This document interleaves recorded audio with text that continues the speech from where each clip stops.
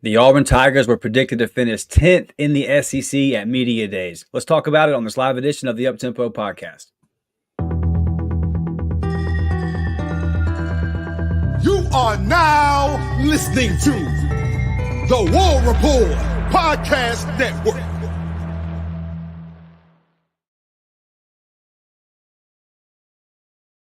Good evening, Auburn family. Dustin Smith and Blake Lane back with another episode of the Uptempo podcast. Hope everybody's having a good week, man. Blake, everybody met in Dallas last week. There was a lot of talk about Texas and Oklahoma joining the SEC. On the Auburn side of things, there was a whole lot of talk about Peyton Thorne. Hugh Freeze got up there and said, I want to run the damn ball. We talked about that on Sunday's episode. If y'all missed that one, go check it out. But everyone made their ballot about where these teams are going to finish. And they put our Auburn Tigers at number 10. And me and you both know Auburn fans ain't going to like that, dude. Auburn fans, always vocal, Blake. They ain't going to like that. But before we get into it, how are you doing tonight, my guy? I'm doing great. Just ready for Auburn football. We're so close. I think it's 40 days away, 39 days away, something like that. So it's here. It's here, and you can feel it. You can feel it in the air, man. It's high school's getting ready to kick off, and that's going to be a lot of fun. Dustin and I, we will be traveling around, and I think if you followed us last year, you'll know some of the content that we will be giving our members. Hey, check it out. We do recaps on Sunday mornings of these high school kids, and it's a lot of talent around the Panhandle, the Mobile, Pensacola area. So if you're interested, if you're in the area and you're interested in going and watching a little high school ball, get up with us. Come catch a game with us or something like that. But it's here, Dustin. Football season we're ready for kickoff. Yeah, man. I mean, I get excited just you talking about it. Not only Saturdays, dude, but them Friday night lights, man. It's sitting up there, nice little fall evening in October, somewhere up in a small town in Alabama. A couple boiled peanuts in my hand, and I'll tell you what, me and you talk about it every time we go to a high school game. They still hitting out there. They don't review for targeting in high school, baby. They still hit. And I love it. Man, good crowd tonight already piling in. Please hit that like button, subscribe if you have not. Like Blake said, a lot of member content going to be popping off soon. So join those memberships because as football season rolls around, we are literally going to be recording every single day. And I'm really excited for that. It's here, y'all. But like we said, they met up in Dallas. Everyone made their predictions. I'm going to put it up on the bottom of our screen here. I'll read it off for people listening on audio. You got Georgia number 1. This is predicted order of finish in the SEC.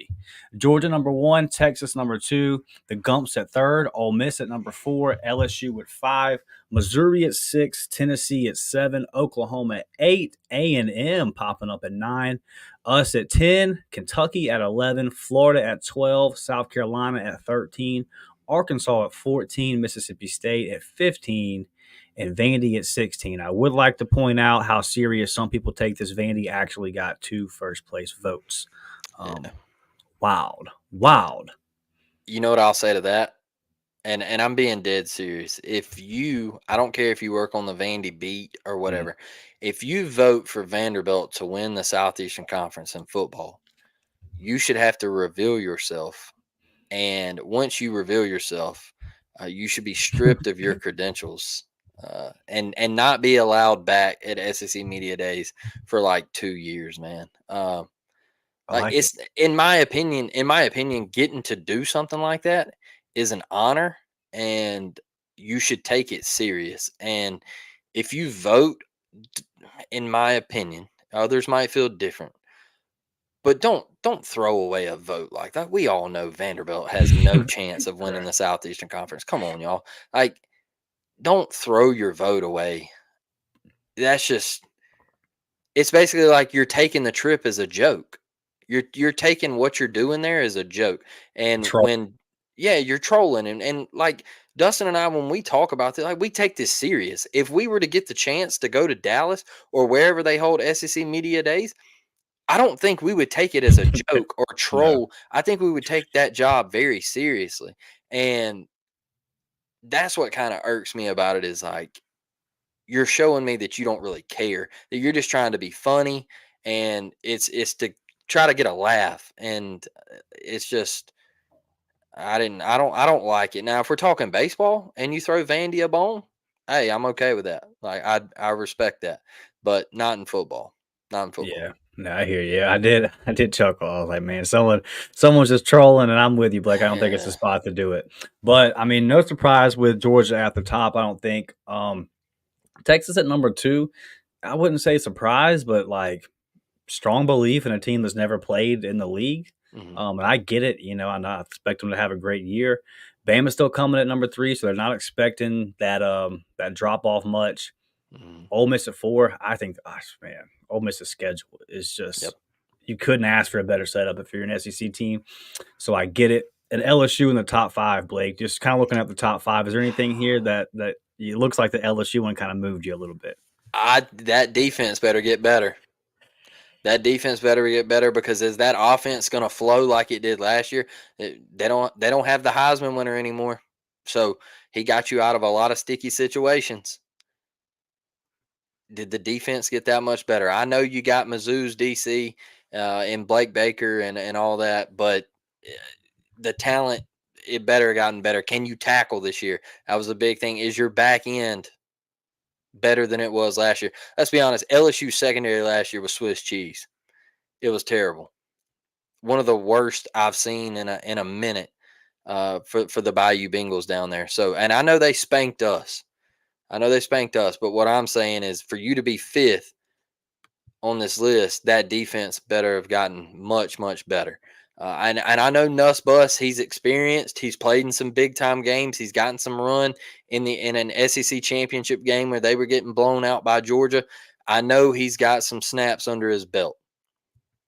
But is he going to be Jaden Daniels? Is he going to be able to leave the pocket and take off for a 50-yard scamper down the field? Like it's things like that Jaden Daniels moved the needle last year. I know he's going to have weapons out there this year, but it's just got to that defense for you to be number 5 in the conference. It's got to be much, much different.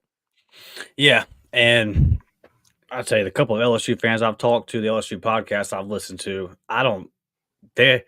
they're not going to put up with bad defense in the way Auburn wouldn't put up with bad running backs. Like it's just not something that they're going to do, and they shouldn't. They shouldn't. There's no reason in a state like Louisiana for them to where DBs are just everywhere, but everywhere, just growing out the bayou over there, and for you not to be able to get some of those guys to come to a program that in my life probably top 3 as far.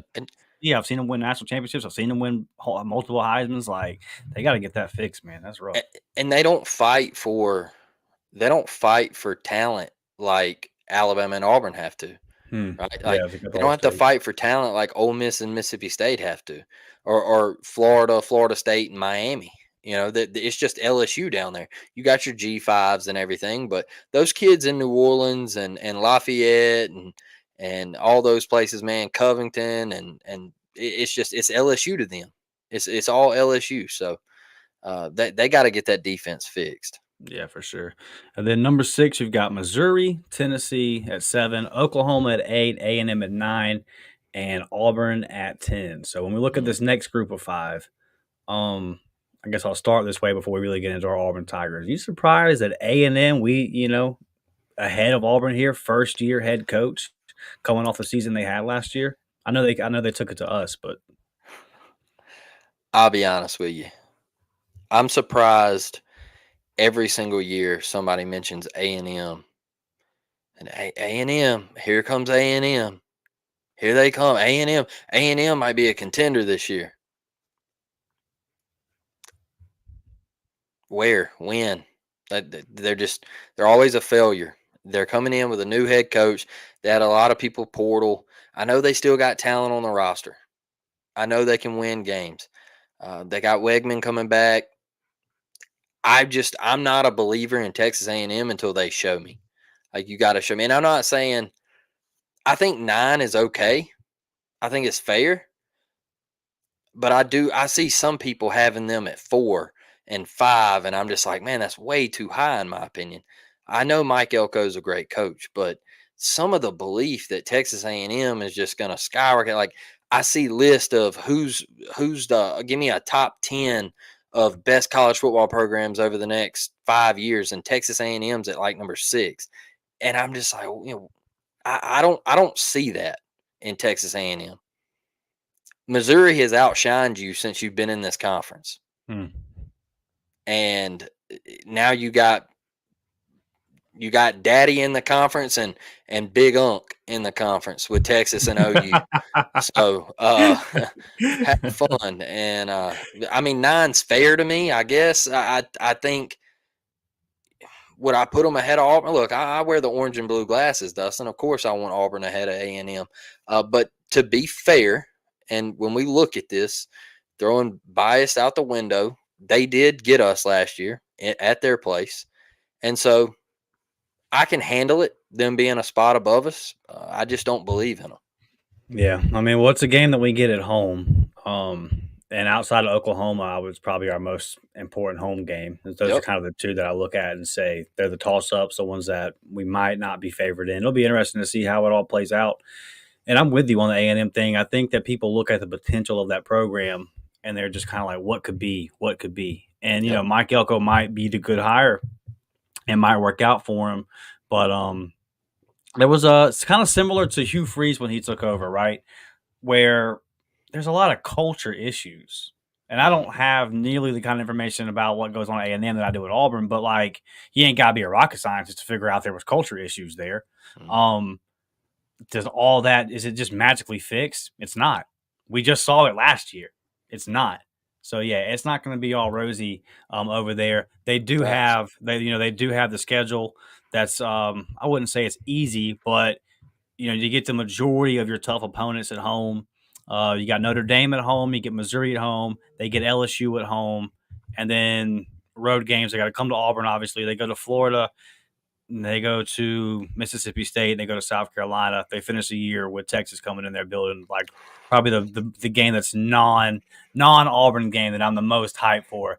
That week 1 game, dude, Florida versus Miami. I can't wait for that one because the conversation about whatever coach loses that game that next week is going to be super juicy and early in the season. I love that. And then that Texas A&M versus Texas game, like they're going to be talking about baseball coaches that week. It's going to get it's going to get nasty. I'm fired up for that one. But just kind of looking at our Tigers, bro, at 10th. I'm just going to talk about some of the teams that are in front of them. You got Oklahoma at 8, A&M at 9, then with us, Kentucky at 11, and Florida at 12. I can't really be mad at it. The fan in me wants to say Auburn can get up here to like this 7-6 range. But I'm sure they're saying the same thing that we're saying. Like you just gotta show me. You just gotta show me. So I can't be mad at members of the media that follow this conference, like for just kind of looking at Auburn and saying 10 spot sounds fair. There's a lot of young talent, but you are bringing in 2 new coordinators. Which, by the way, did y'all know that we have brought in new coordinators on both sides of the ball for like 5 years in a row? I mean, it's just constant turnover, right? It just keeps going back. You keep and like it needed to happen on both sides of the ball. So I'm not saying it's a bad thing, but just we're always kind of seems like we're restarting with the coordinator situation. Every year that we come into offense, it's kind of restarting. We're trying to reboot the offense. This is going to be the year, that kind of stuff. So, I'm not mad at it. And when I look at the teams that are around us, like A&M, I would have put Auburn ahead of A&M based off of what just the coach, just being in the second year of Hugh Freeze. Auburn's schedule is not overly difficult. A&M's a little bit better. Kentucky, there's just a lot of unknown with Kentucky, like Vandergriff at QB. How is all that going to play out? So I think 11's a good spot for them. And Florida might be the 7th best team in the league. I'm not saying they are. They might be. But with their schedule, they're going to end up at 12 or 13. There's just nothing they can do. They play one team that's not a Power 5. Like, they're non they got like UCF. I mean, it's just brutal. It's brutal. They're non-SEC opponents, UCF, Florida State, and Miami. Like, my goodness, they got one FCS opponent in there. And then, like, South Carolina, whatever. Beamer's holding on there. I happen to like Beamer. I know a lot of people don't, really, because I just like his dad. And I've always kind of thought South Carolina was a cool program, but they got a lot of question marks there. I don't think Sam Pittman makes it through the year. Mississippi State is in a total rebuild. I think that's going to take multiple years for them to get back to anything kind of relevant. And then Vandy is Vandy. So I just hate it, man. But it's a good spot. Or I would say a good spot, but it's a fair spot. I think that Auburn, we've said it a million times this summer, man. You beat Oklahoma and you get to 5-0. And then I think Auburn's looking at it the type of season where they could finish in that 6, maybe 5 spot, spot. If they were to beat Oklahoma and then one of those 3 road games in a row, say you get Kentucky, then you come back home with a nice little stretch before you see Bama, then all of a sudden you're looking at that 6. And there's a couple of games right there in the middle of our season, Blake, that are really important. Yeah, and that's why I think 10 is fair. Like you said, orange and blue, looking through the goggles, the fandom.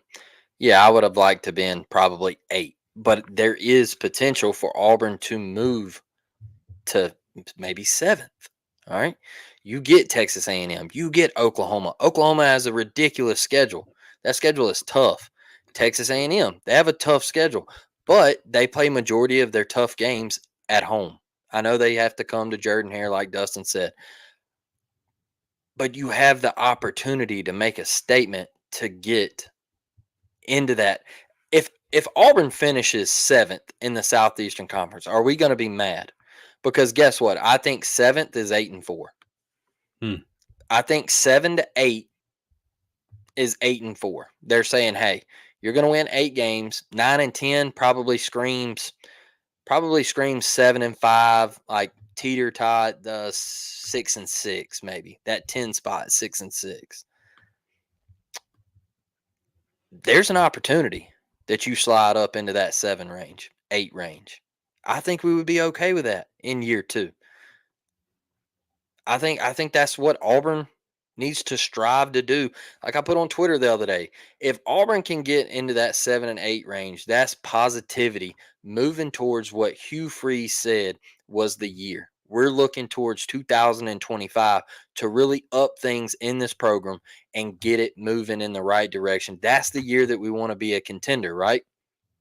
So say, yeah, you go in, you knock off Oklahoma, you knock off A&M, and you can slide up 2 to 3 spots. Who knows what Tennessee's going to do? Tennessee's got a guy in Nico that, yeah, he played the bowl game and he's really good, but who knows how he's going to handle that SEC on the road environment. They got to go to Oklahoma, their first SEC game. That's tough. How is Nico going to respond to that? I think he's a great player. Missouri, is their defense going to hold up? That's where I look at it. Missouri, we know the offense, we know the weapons they got. Luther Burden, best wide receiver in the country, in my opinion. Is their defense going to hold up? They lost their DC to LSU. People's going to score on them. They lost one of the best DBs in the country. He went to the NFL right here from Mobile, Alabama. So that's my thing. Look, some people have got to believe in you. After how bad last year ended, you were put above Kentucky and Florida. Let me say that again. After how bad last year ended, you got blown out against who in the bowl game? Maryland. And they put you 10th. So it's got to be fair. You got to look at it and say, hey, we probably shouldn't even have been 10th, but somebody believes in us, and they ranked your quarterback 16th in the quarterback standings. The media is sitting here saying, hey, Peyton Thorne is the 16th best QB in the Southeastern Conference. Means he's dead last, folks. They're even taking a kid from Boise State who's transferring into Arkansas that they know is a wreck right now. A wreck. Coaches on the hot seat. I mean, they've already got the Harley pulled back in. They've got it parked underneath the canopy, and they're ready to take Pittman and say, hey, you out. Let's get Mr. Harley back in here and run it the way he used to. And you're saying that the neck brace stock in Fayetteville? It's up. It's up. It's skyrocketed. But they put Blake Shapen, quarterback from Baylor, transferring in above PT. But then they rank you 10th in media days. SEC preseason SEC rankings, they got you 10th. So somewhere they believe in Auburn. I think that's going to be in the running game, the talent that you brought in through high school recruiting, and I think it's your defense. Young in spots, but talented, very talented. So they believe in you somewhere. So if Peyton Thorne goes out and has a somewhat decent year, the potential to move up from 10th is there. It's there. Like it's on the table for the Auburn Tigers in 2024. And yeah, you said it. We've said it a million times on this show over the summer. Oklahoma is massive. It is massive. You want juice to get back into your program? You beat Oklahoma. Because they're talking a lot of trash. They're talking a lot of trash on Twitter. They are talking trash on Twitter. Their players are talking trash. I'm telling you, put the juice back into the program with a win over Oklahoma and go to Athens, Georgia. Go up there. Make something shake. Make them put the pressure on Georgia. For once, put the pressure on Georgia. Say, hey, look, we're coming in here. We ain't got nothing to lose. We know Homecoming. You're at homecoming. Come on now, that's a slap in the face. Talk to me.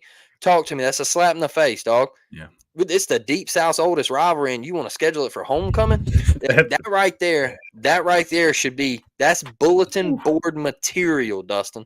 Fires me up. And then if you do beat Oklahoma, we sit here and say, hey, Auburn's probably undefeated, like I mentioned a couple of weeks ago.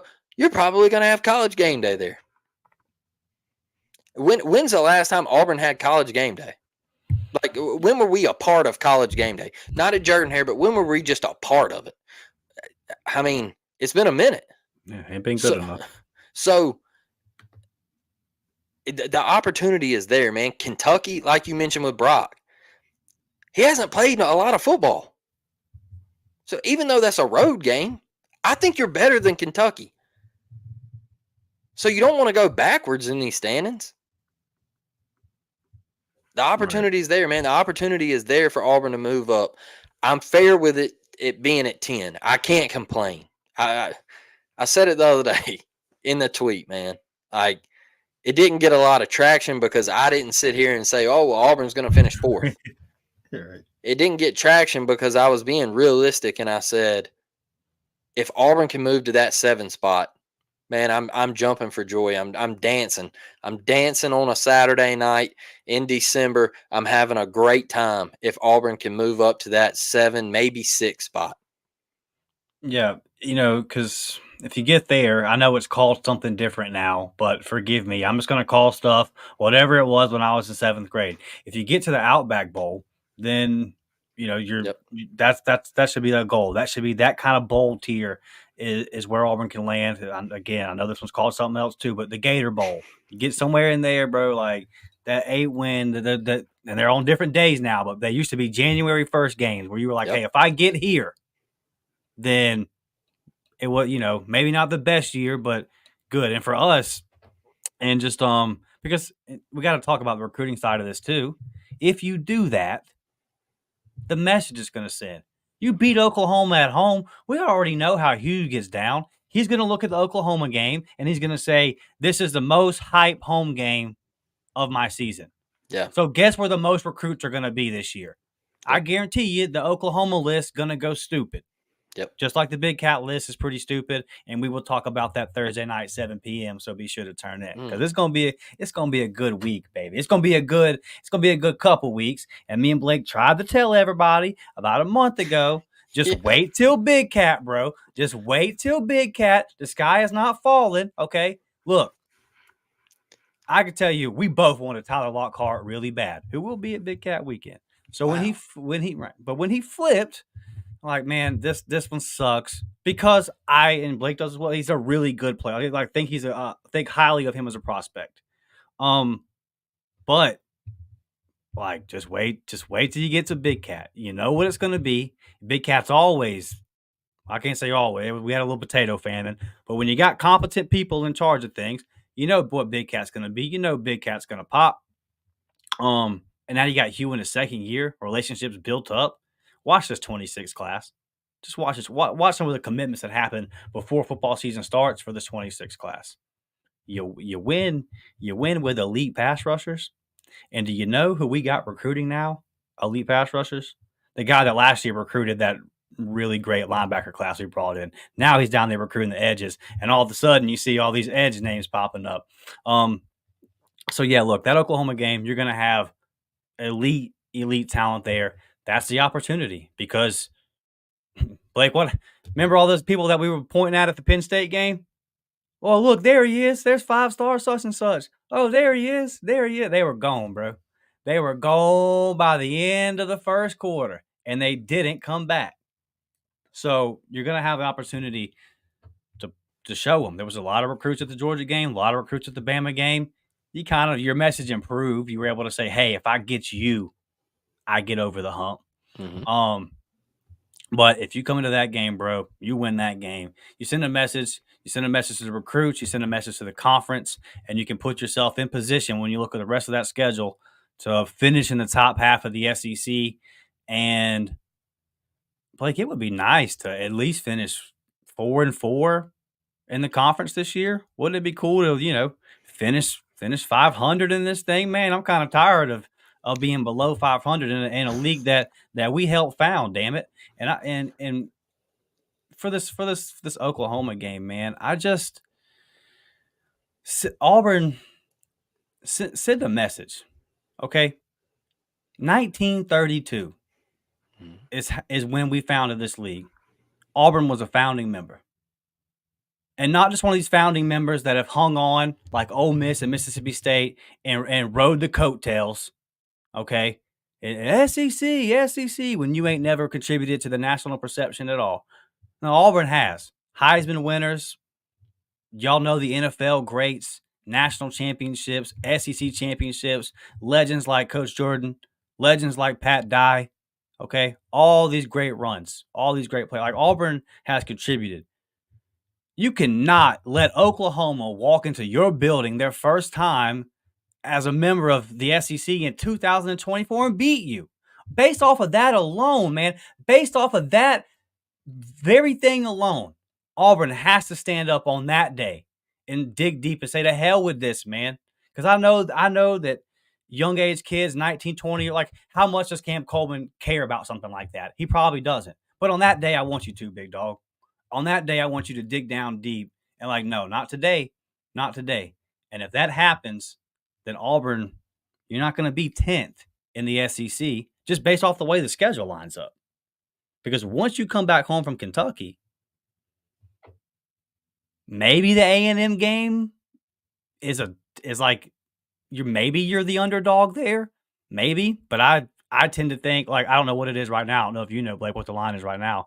If I was making the line on that game right now, I would probably go Auburn by 3 to give them the home field goal. I think Texas A&M is favored by like 2. I think. I'm not sure. I haven't looked at it in a minute. Auburn should be disrespected by that, in my opinion. That's a fact. But how big is it for Auburn's schedule this year to not play? Well, I can't call them a cupcake because they waxed us, but you don't have that cupcake in front of Bama this year. So there's no letdown, in my opinion, there for me. You gotta go toe to toe with Texas A&M, and then the very next week strap it up and go into Bryant-Denny. So I think there's a focus there. There's look, sometimes it's a mind game, and I know people want to get hurt. People they say, it should never happen. Look, it's a mind game. This game it's kids think, hey, look, we're better. We're the 4 stars.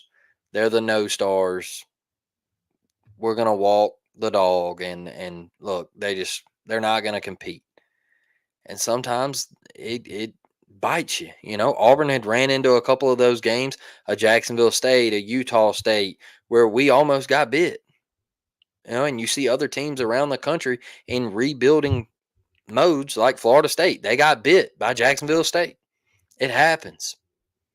But there's a lesson you got to learn from it. And that's why I started off with it could have been worse in these media day polls for Auburn. Mm-hmm. There could have been some people that ranked Auburn 13th, 12th, 14th.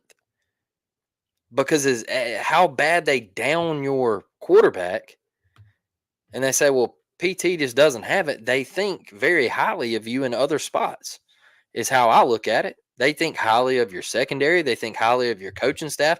They think that Hugh Freeze is going to make the adjustment on the offensive side of the ball. They think hiring Derek Nix was an A+ hire. That's how I'm looking at it. So, yeah, being 10th with everything here in front of you on the table, I like it. And yeah, Oklahoma, that's just it for me. That's it. That's the game, man. And I know we stress it so much, but it is the game for Auburn where you've been so disrespected. You've just had people on social media, the college football media across the country has just been talking down on your name. And Hugh said it when he got up there. We've played in national championship games. We've won one.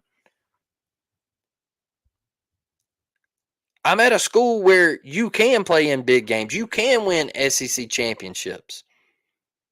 In the past 15 years, you have won a national championship. Count me the schools who can say that in the country. It's not many because the school right across the state's been winning all of them. Yeah. And the school right up the street in that state.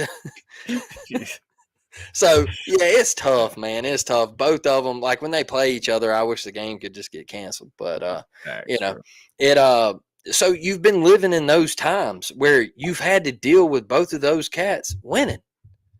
And this game means everything to me because you are about to let a top 10 program walk in here. And you want to stop the disrespect of being put 10th in a preseason poll? Well, it starts right here. It starts right there with Oklahoma. I'm telling you, if you win that game, people are going to start talking about Auburn again. Recruits, like Dustin said, recruits are going to start talking. Instead of being the 8th best recruiting class and the 4th best in the SEC, guess what? Welcome to the top 5. Welcome to the top 2 in the SEC, top 3. Now you're walking into, we got the same players. When you look across the sideline, you go to Sanford Stadium, you look across the sideline, you say, hey, Kirby, it's X's and O's now, baby, because we got the Jimmies and Joes. We got the Jimmies and Joes. So now it comes down to who's better on the X's and the O's because you got the same talent. So there's a lot riding on this year. I'm excited about it. And I do want to say one thing, Dustin. Shout out to my high school. We got a player who got crystal balled to Auburn, Shadarius Tootle. And one thing I want to say is I was at Cottage Hill in the middle of being AISA and transitioning to Alabama High School Athletic Association.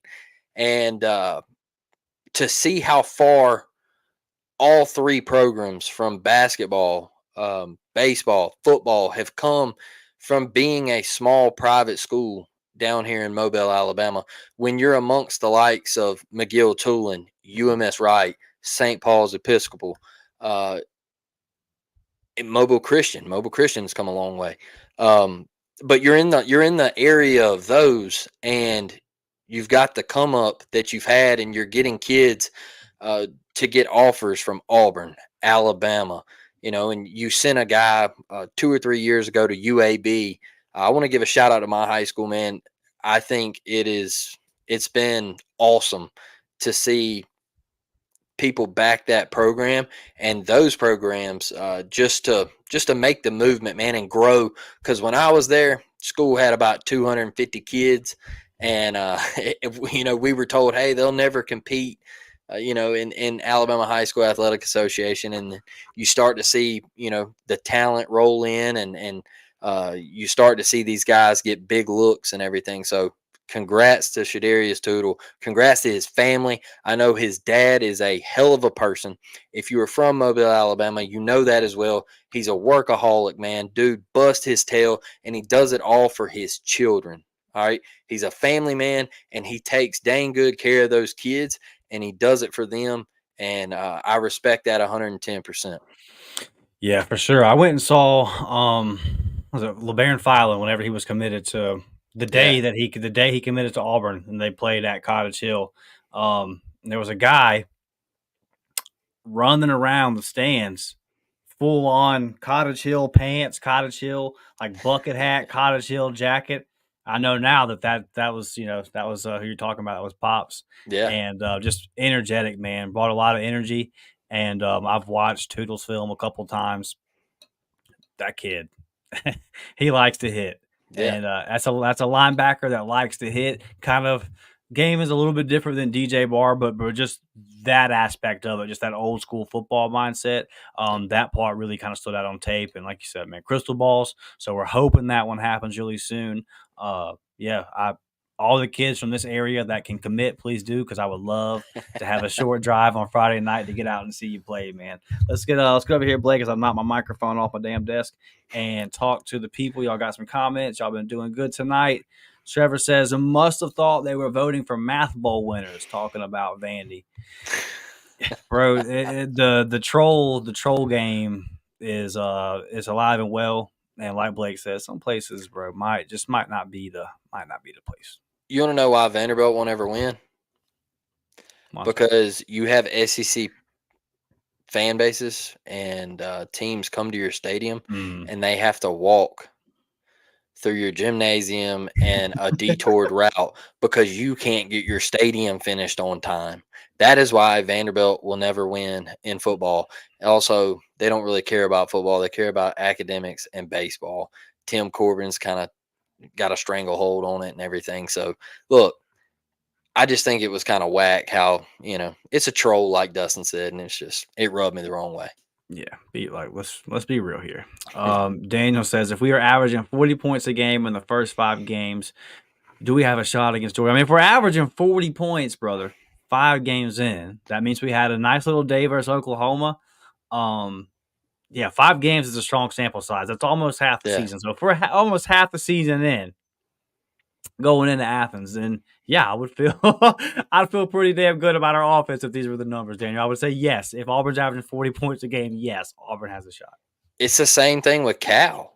Like, Cal shut you down last year and kind of showed the country that, hey, this Auburn offense isn't good. And Cal's a team that improved throughout last year. They ended up going to a bowl game for like the first time in years.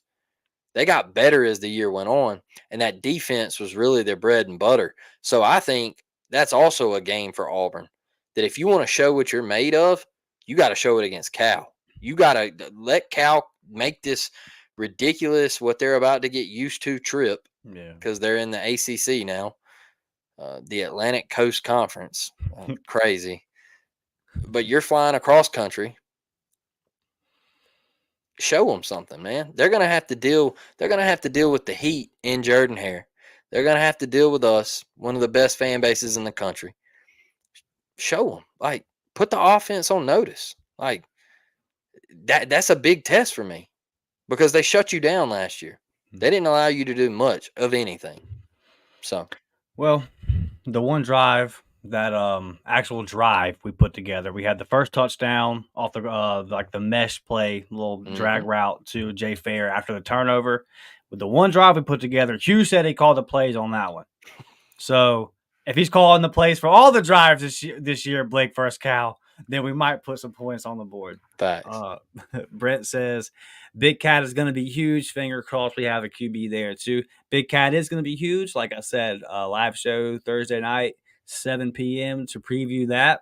I would say this, though, not looking like a quarterback's going to show up right now. Hopefully that changes, but right now I just don't really have too many answers. We got just a whole lot of questions about where Auburn's 2025 high school quarterback is going to come from. So we'll definitely get more to that Thursday night, but that situation is getting real. Drexel Kilpatrick says pre-SEC ranking is about right. They go by what was done last year. We have to change that on the field. Yeah, for sure. I mean, like you're projecting, and then so you're trying to like gather information from last year, what players are returning. You're looking at returning starters. You're looking at schedules. So yeah, there's a whole lot that goes into it. I thought that I would have had some slight variations, kind of like Blake mentioned. have a little bit more questions about LSU than putting them at the 5 spot. I believe in Nussmeier. I think he's going to be a solid quarterback, but that defense, man, like, yeah, I don't know if it's going to be better. Like, they hope it's going to be better, but Brian Kelly stood up there and was pounded the table and said it is going to be better. Maybe that made some people believe. Like, he was pretty adamant that it's going to be the issues are fixed. So, but yeah, I think that for the most part, I think that the rankings were fair. I really didn't have any big beefs.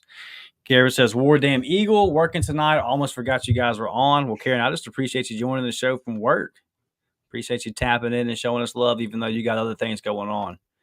Greg says, what's up, my guys? Man, I'm so freaking ready for football. High school and college can smell corn dogs and hear the band now. Yes, sir. Yes, sir. Let's go, dude. I hate that LSU doesn't come to Jordan-Hare this year. I'm going to miss corn dog smell. No corn dog smell coming inside Jordan-Hare. That's a tough one. I'm going to miss it, bro. Crazy games. But last year's was crazy for all the wrong reasons, brother. All the wrong reasons. But like I told y'all before, I've spent a little bit of time in Baton Rouge. That corn dog is not. It does, bro. You get around Tiger Stadium and it's like, is there a Ferris wheel and a carnival going? Like what? Like what is this, bro? It's around the block. It smells like straight sex, liquor, and throw up. Yeah. And then over here, you get near Tiger. It's a weird thing. Connie says, War Eagle driving but listening. I've been out of touch. You got a couple more weeks to be out of touch, Connie. You got a couple more weeks. But we need you to reel it back in here because them boys are going to be putting on them pads sooner than later and playing some football. And I need you, Connie. I need you locked in. Brett says, Florida's last 5 games at Georgia, at Texas, LSU, Ole Miss, and at Florida in consecutive weeks.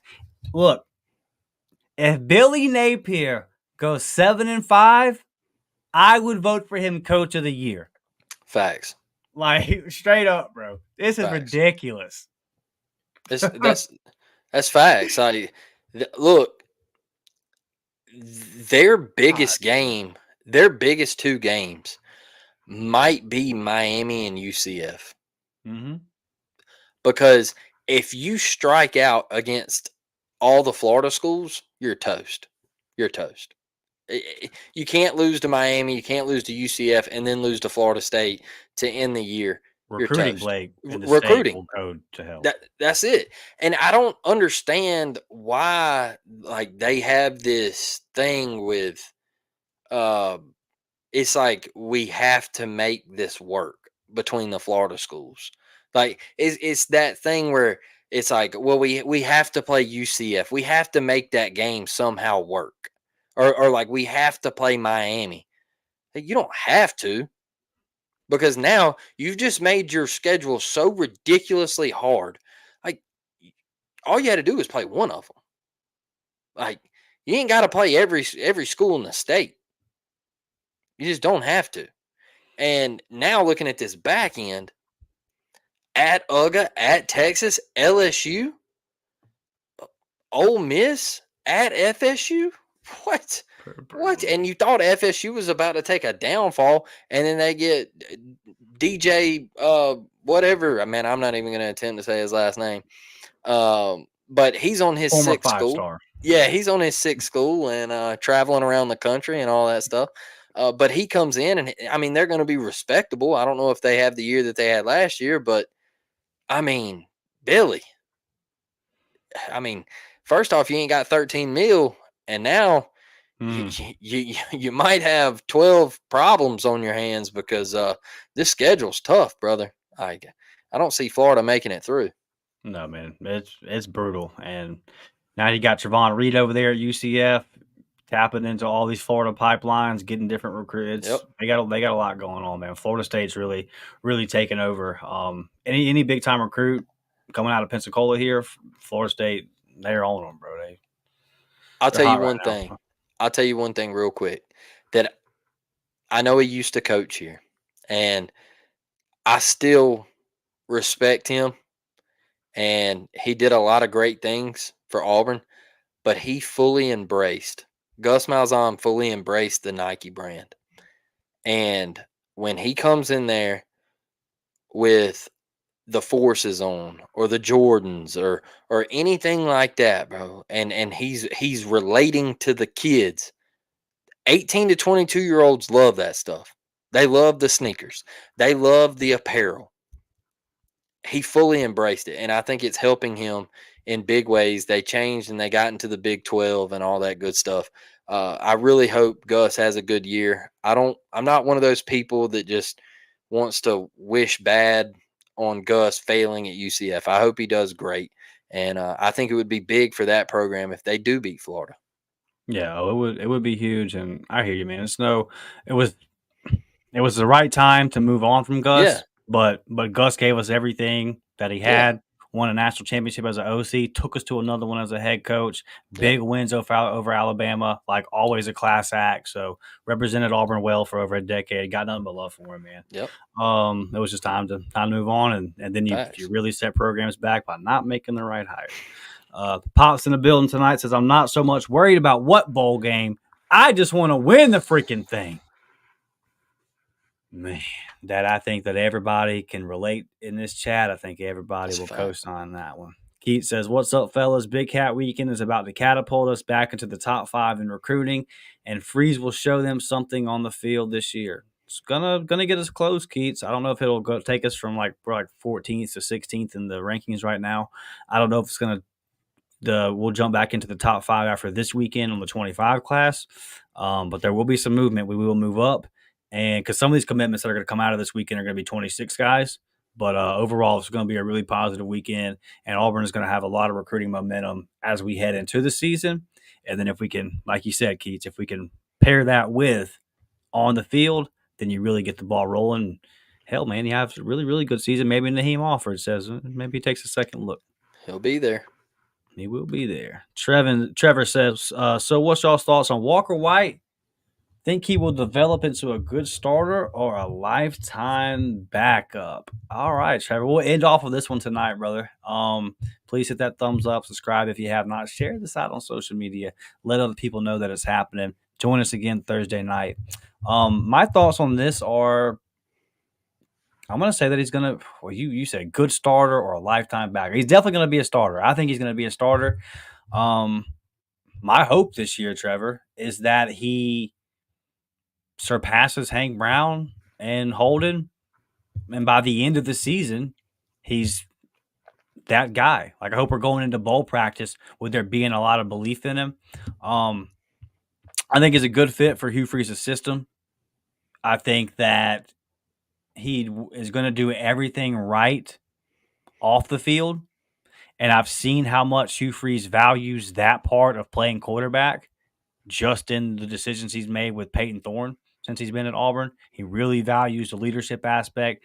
Yep. If Walker White can figure out, can kind of just figure out all the stuff that is quarterback, protection before the play, figuring out where his receivers got to be, all the things that go into that. If he figures out that side of things, and I'm not saying he can, he's just a freshman, so he's not there right now. Then, yeah, I think he's got all the tools. I think he'll be a good starter. If you got the skill set, Trevor, and you do everything right off the field, then I tend to believe in you. And it's tough with a high school kid that I've never put eyes on. I've only seen tape, right? So it's kind of tough to project in that. But I believe in Walker White. I think he's going to be good for us, Blake. I think he's going to be good for Auburn. The arm strength plays. That first throw in that All-American game, I said, hey, kid's got something. And then the very next play, pocket kind of collapsed on him. He didn't see anything. He scrambled for like 3 or 4 yards. So he can use his legs. He can make plays happen. He can get out of the pocket and take off for a couple yards and pick up a first down. I like his game. I like his confidence. I think he's going to end up in a QB battle at Auburn. I think he might win that QB battle. I think he can get really solid snaps for Auburn University. I think he could be a starter at Auburn. I don't think he's going to be a lifetime backup. Now, not nowadays with the transfer portal. I think he would hit the road and maybe step down or maybe go back home to like Arkansas or something. Who knows? Arkansas State, something like that. Who knows? But I do think he ends up being the starting quarterback at Auburn. I do. I think he takes big time snaps for Auburn in the future. And there was a lot of hype around him last year. He did it right too. He did the recruiting game right, and he got the class. He never stopped recruiting guys. He was always wearing clothing with guys' names on it and everything like that. Man, he did it the right way, and really, really impressed with Walker White and how he carries himself. His family, how they carry themselves, a very tight knit group. And, everybody in here knows what his mom is currently dealing with. Pray for her, pray for Walker, pray for his whole family. There's a lot going on there, and they need us and be there for that family because Walker's a good kid, man. And I've talked to his mother, and she is a great human being. So make sure to keep them in your thoughts and prayers as well because they need you. Yeah, she's been very impressive throughout the whole situation. Very impressive. Yes. The family's been very impressive the way they handle it. Just think the world of that entire family. They're impressive. They're an impressive family, bro. Brett says Walker is lucky that his first year is under Ken, D Nix, and Freeze. Look, go back and watch our show from Sunday. I know a lot of y'all didn't know that we went live Sunday morning. We talked a lot about what Hugh Freeze says on SEC Media Days. And one clip that we didn't play was he talked up Ken Austin a lot. He talked him up a lot. He really believes in him. So, yeah, I'm with you. I think it's a good move. I think that he's coming into his first year to a situation that we hear it all the buzzword for coaching staff this year has been the offseason has been continuity. You keep hearing it, right? You hear alignment. Everybody's on the same page. So, yeah, I think Walker's walking into a really good situation. Hopefully, what we hope is the best offensive coaching situation that we've had in a while, combined with he's going to have a whole lot of talent around him, and maybe we can even flip a guy from Bama this weekend and give him another weapon. So we'll see how all that plays out, won't we, guys? You got anything before we get out of here, Blake? Mike B, why are we watching the 2013 national championship game? Brother, stop. Fire up that EA College Football 25 and get your revenge, man. Don't watch that. Yeah, cut it off, man. Cut it off.